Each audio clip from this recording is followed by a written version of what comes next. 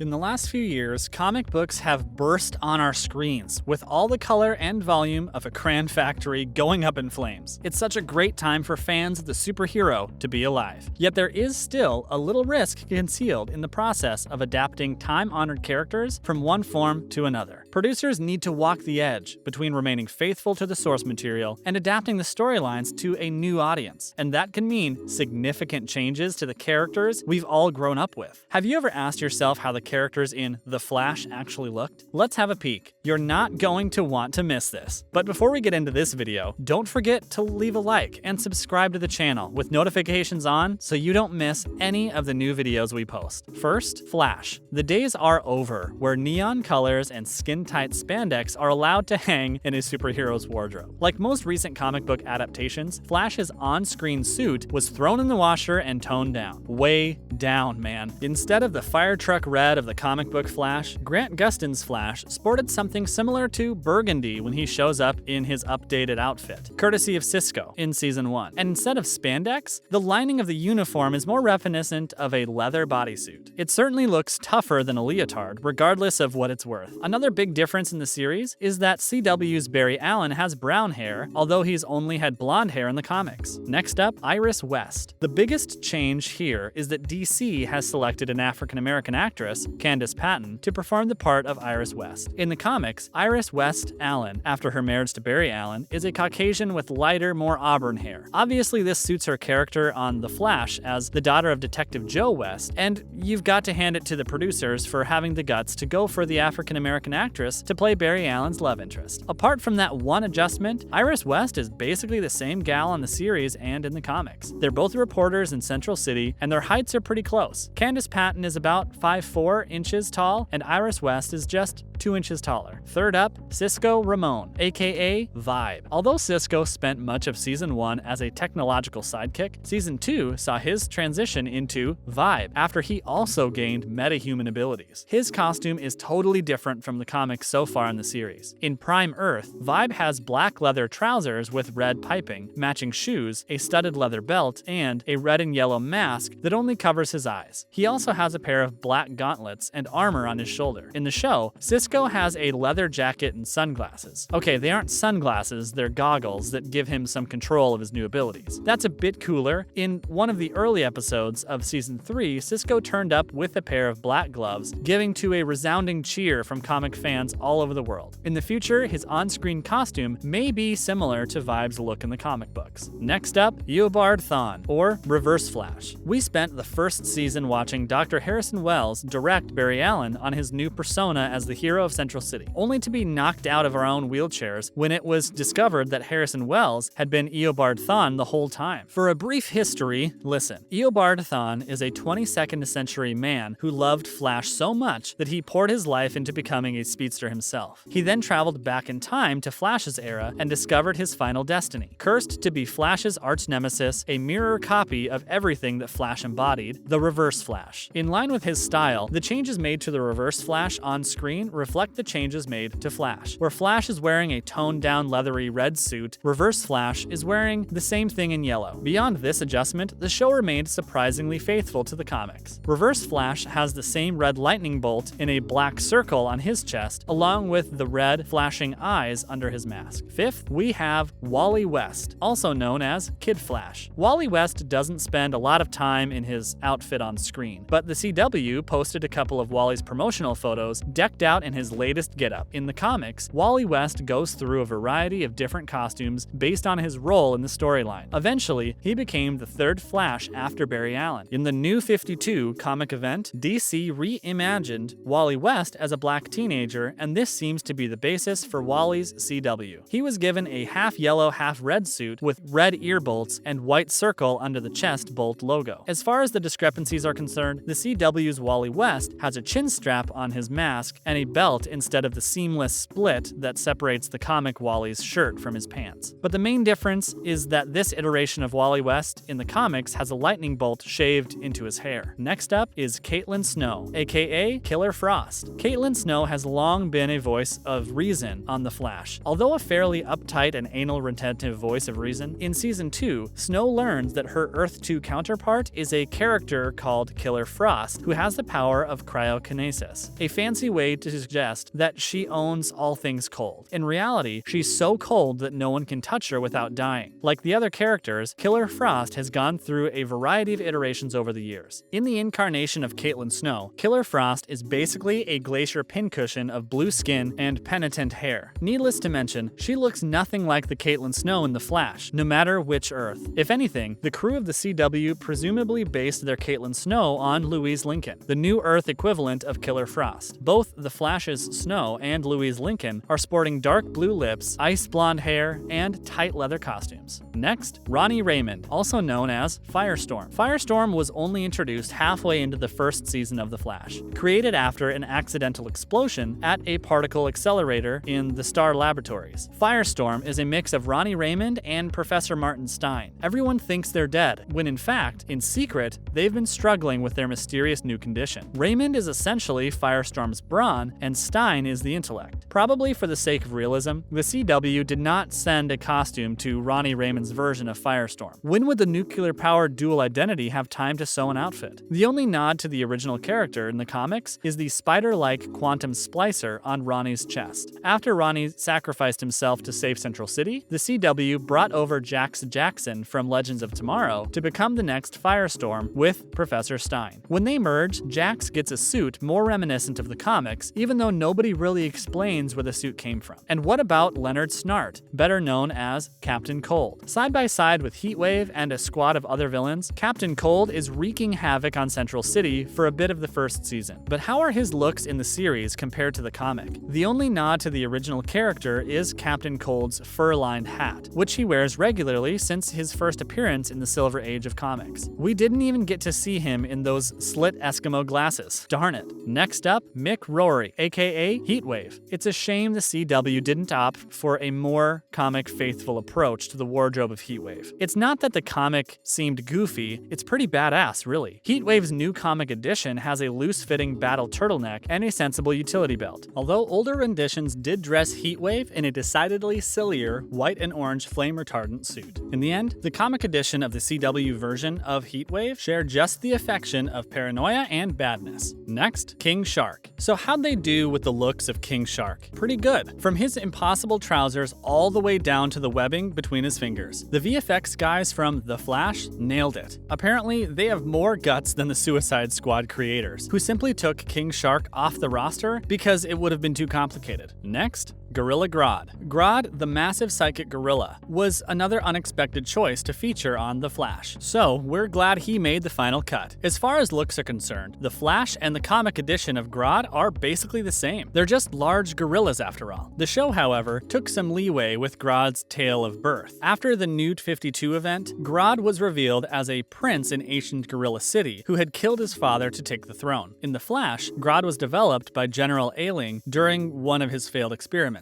Gorilla Grodd fled to the sewer of Central City, where we find him in The Flash. And last but not least, General Wade Ailing. As a general in the military, the Wade Ailing in the comics looks a lot like the character of Clancy Brown, mostly just an elderly man in a general's uniform. But we want to see Ailing turn into an indestructible Shaggy Man, just like he did in JLA Volume 1, number 24. The storyline sees General Ailing take the body of Shaggy Man from the bottom of the Pacific Ocean so that he can pass his brain wavelengths to the body of Shaggy Man, making the General an invincible beast of equivalent brawn and brains. And that wraps up the video. Thanks for watching.